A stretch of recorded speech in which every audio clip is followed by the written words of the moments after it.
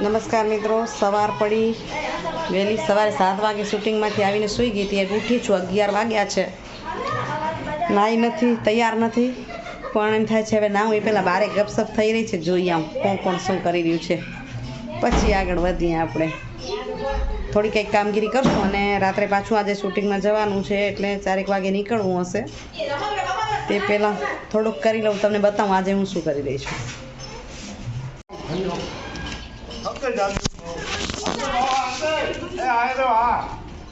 નિવાનને રમાડવું, બધા નિવાનને બીવડાવું.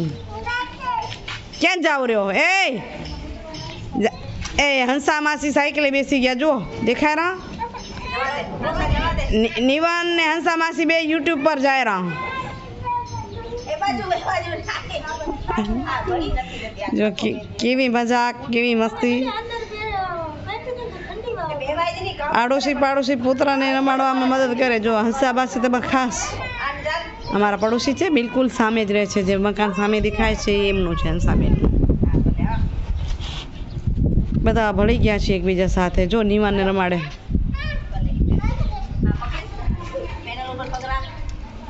આમ જો, આમ જો, આ વિડીયોમાં આવો રહો, આમ જો નિવાન. આખી રાતના ઉજાગરાના કારણે અવાજ પર ફરી ગયો મારો. જો નિવાન દેખાય.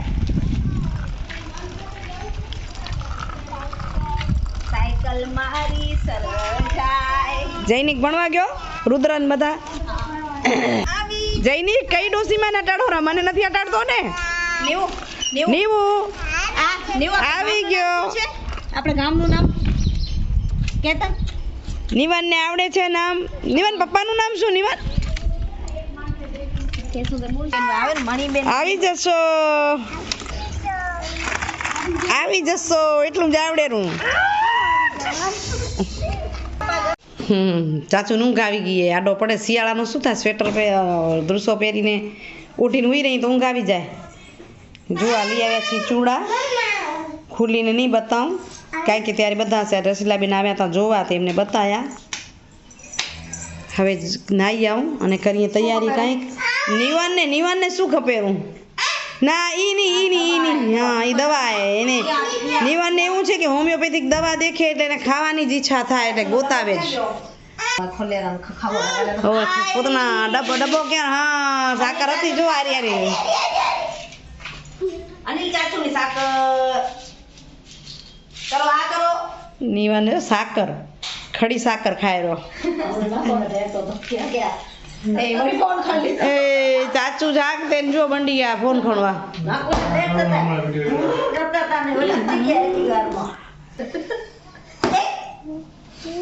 મજાક મસ્તી કર્યા રાખશે. આ નાખતા મોથમ નાખ, આવ નાખ, મોથમ નાખી દે. દ્રષ્ટિ ફઈ ના કરી ને નાખ. જોજો નિવાન માથામાં બટરફ્લાય નાખશે. એ ગયો. આમ નાખ, આમ નાખા કેમ નખાય? એ મોગમ બોગીર ગયા. એ હાલતા હાલતા પડી જાવરા. બધા ભેગા થઈ અને મંડ્યા ગપસપ કરવા. નિવાનને રમાડી નાખે. સણી નિવાન અમને બધાને રમાડેલો એ નક્કી નથી થતું. થોડીક વાતો થાય ને કે કાલ શું કર્યો ને ક્યાં કર્યો ને કેમ કર્યો ને કેટલી રાત જાગ્યા ને અધૂરી રાત જાગ્યા ને. હા જો દેર ને ખવડાવેરા, દેર ના કેરા ભાભી ને. ઓ ખાઈને ઉઈ રહ્યો ફેરી.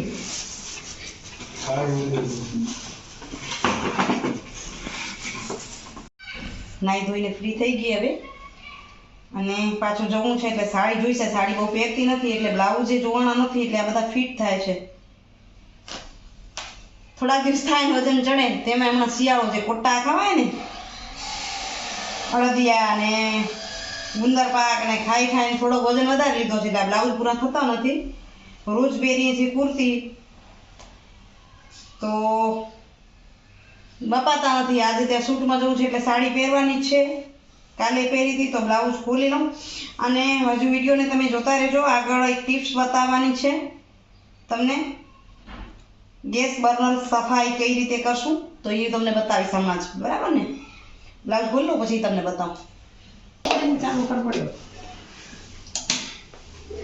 પોચું નહીં એટલે આમ પકડતી આમ છેક લાંબુ પોચું ટૂંકા માણસને આઈડિયા ઘણા કરવા પડે. શું થાય હવે છે ને આપણે હું તમને ટિપ્સ બતાવવાની છે કે આ ગેસના જે બર્નર છે ને આપણી પાસે ક્યારેક ચાય ઉભરાઈ જાય,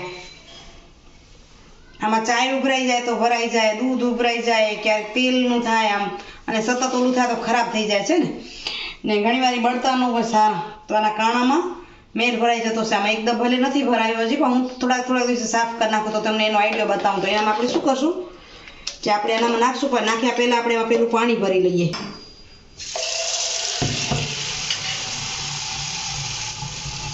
આ પાણી આપણે એટલું ભર્યું કે આ ડૂબી જાય ને એટલું જ પાણી આપણે લેવાનું છે. આ બંને ડૂબી જાય એટલું થોડું કાઢી નાખવું બધું. તો વધુ લેશું તો વાંધો નથી, પણ આપણું ખોટું વેસ્ટ જ જાય. અને એની અંદર નાખશું આપણે ટાઇલ્સ ક્લીનર, બાથરૂમ ધોવા માટે હાર્પિક કે કાંઈ વપરાય. આમાં મેં હાર્પિક વાપરી છે એટલે હાર્પિક લીધું છે.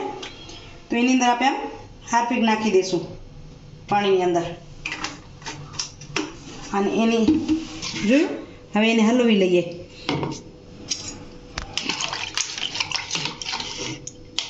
તમારા ઘણા ગંદાઓ તો ઘણું નાખવાનું, નહીં તો આટલામાં સરસ થઈ જશે. જો હવે એની અંદર આપણે આ ડૂબોડી નાખશું થોડીક વાર, 2-5 મિનિટ ડૂબવા દઈ દઈએ, પછી એને કઈ રીતે ધોઈ છે જોઈએ આપણે.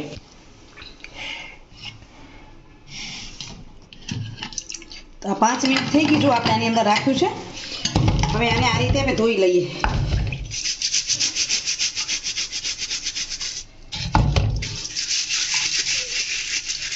ખાલી એટલું જ રસ્તો ને તો તરત ધોવાઈ જશે, તરત સાફ નીકળે. ગમે એટલો કચરો હશે ને આનો કલર પણ બદલાઈ જશે. આપણે જોયું ત્યારે કાળો હતો, જોજો તમે હમણાં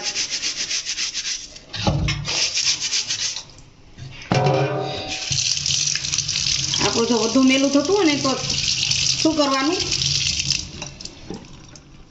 છે, દેખાય છે ને કાણા એકદમ ક્લીન થઈ ગયા. અને વધુ આપણું મેલું થતું હોય તો આના પર આ રીતે આમ હાર્પિક લગાવી જ દેવાનું અને પછી પલાળી મૂકવાનું. એકદમ મસ્ત થઈ જાય છે. એકદમ સરળ અને ઈઝી છે ને આ આઈડિયા. હવે આને ધોઈ લઈએ. જે ઉપર બ્લેક કાટ જેવું હતું એ બધું નીકળી ગયું.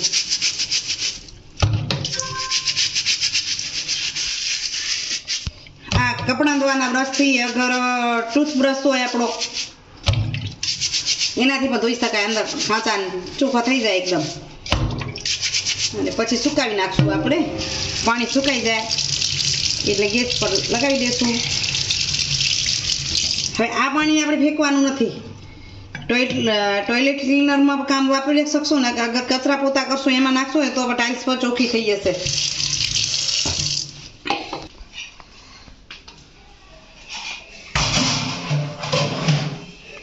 જમીને પણ થઈ ગયા ફ્રી. ખાલી જમવું જ હતું, કારણ કે દ્રષ્ટિ સવારે બનાવી દીધી અને ખબર હતી કે મમ્મી થાકી ગયા હશે, આખી નાઈટનો ઉજાગરો છે મમ્મીનો, એટલે જમવાનું બધું બનાવી દીધું. થોડુંક ગરમ કર્યું અને જમી લીધું. પછી કરી લઉં પાછી તૈયારી ત્યાંની, અને કેમ્બેસમાં પણ ફોન કરી લઉં. આવતીકાલે ફિલ્ડમાં જવું છે માંડવી તાલુકાના ગામોમાં. માંડવી તાલુકાના મહિલા સરપંચોને મળવા કાલે જવાનું પ્લાન છે, એટલે ત્યાં પણ વાત કરી લઉં. અત્યારે વાસણ ધોઉં છું ફટાફટ. આપણે તડકે સુકાવા દીધા હતા તો સુકાઈ ગયા ને. હવે જુઓ તમે, લૂછીને થોડુંક સુકાવી જલ્દી સુકાઈ જાય, અને ન સુકાતા મતલબ જો કેટલી જાગાની સરસ થાય છે. એકદમ એક સરખી બ્લુ અને એકદમ ચોખ્ખું બળતું નીકળે છે. એટલે આ રીતે આપણે સાફ કરી લેવાય. ચાલો, ઘરનું કામ પતાવી લીધું, તમને ટિપ્સ પણ બતાવી. હવે કરું છું તૈયારી. 5 વાગ્યા પહેલાં નીકળવું છે, એટલે અહીંયા વિડીયોનું પણ આપણે કદાચ એન્ડિંગ કરશું. અને આ સાડી કરી રહી છું તૈયાર. 2 સાડી, એક સાડી પહેરીને જઈશ અને એક ત્યાં બદલવા માટે. તો 2 સાડી સિન્થેટિક લઈ લીધી છે. સિન્થેટિક સાડીનું ત્યાં અમને કહેવામાં આવે છે, સિસોટી વુમન તરીકે અમારું જે છે ગ્રુપ, તે માટે. તો એક સાડી નાખી દઉં થેલામાં, પેકિંગ કરું તૈયારી. થોડોક નાસ્તો પાણી લઈ લીધા અને આ સાડી પહેરી લઈશ રસ્તામાં. અને હવે ફોલોઅર્સને ખાલી ટૂંકમાં વાત કહું તો ઘણી વખત મને કમેન્ટમાં પૂછે છે, વોટ્સએપ જેની પાસે નંબર છે વોટ્સએપથી પૂછે છે કે બેન કેટલું કામ કરો છો અને કેમ પહોંચી વળો છો. તો થાકવાનું નથી. બધાને એક મારો સંદેશ છે કે તમે અંદરથી પોઝિટિવ વિચારો, અને કોઈ પણ કાર્ય અઘરું નથી. બધા જ કાર્ય તમે મનથી વિચારો તો સરળ છે.